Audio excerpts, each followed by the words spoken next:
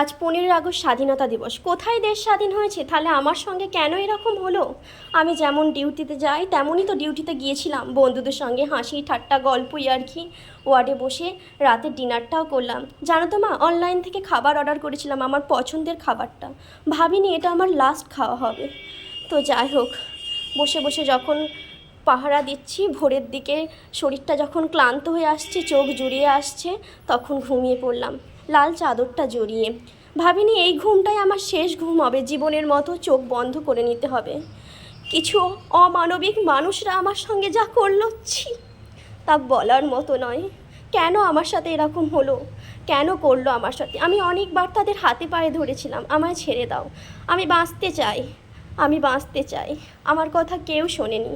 আমি অনেকবার চিৎকার করেছি আমায় বাঁচাও বাঁচাও বলে, কেউ আমার কথা শোনেনি। জানো তো, অনেক কষ্ট পেয়েছিলাম, পশুর মতো অনাবিক অত্যাচার করেছিল আমাকে। আমি ভাবিনি আমার সাথে এরকম হবে। আমি যদি আজকের বেঁচে থাকতাম, আমি তো অনেকের কাজে লাগতাম। আমি বড় ডাক্তার হতে চেয়েছিলাম।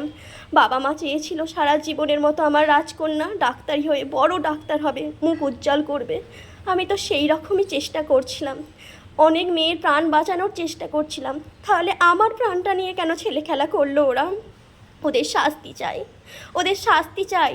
তোমরাই পারো ওদের শাস্তি দিতে। এই যে রাস্তায় রাস্তায় মিছিল নামছে, আমি দূর থেকে সব দেখতে পাচ্ছি, কিন্তু তোমাদের কাছে গিয়ে বলতে পারছি না যে ও আমার সাথে কি করেছে। ওনাদের শাস্তির দরকার, যেন আর আমার মতো কোনো মেয়ে এরকম কষ্ট নির্যাতন না পায়। আমি অনেক কষ্ট পেয়েছি, তোমরা নিশ্চয়ই দেখেছো আমার এই নিথর দেহটাকে। আমার নিথর দেহটাকে চেনার উপায় রাখেনি ওই পশুগুলো, আমার উপায় রাখিনি। মাকে দেখলাম একটা কোনো লাশের সামনে কাঁদছে, মাকে বললাম মা আমি এই তো, কাঁদছো কেন? লাশটা খুলে দেখলাম ও কি, ও যে আমার লাশ। কেন করলো আমার সাথে এরকম? আমি আর বেঁচে নেই? আমি এই পৃথিবীর মায়া ত্যাগ করে তাহলে চলে গেছি? আমি তো অনেক দূর পর্যন্ত এগোতে চেয়েছিলাম, কিন্তু ওরা আমাকে ছাড়লো না। আমি বলেছিলাম যে আমি কাউকে বলবো না, আমাকে ছেড়ে দাও, তবুও যে ছাড়লো না। আজ সবাই আছে, শুধু আমি নেই। তোমাদের কাছে আমার করজোড়ে প্রার্থনা, এর বিচার চাই। আরও অনেক মেয়ে যেন সমাজে মাথা উঁচু করে বাঁচতে পারে, তাদের স্বাধীনতা দরকার।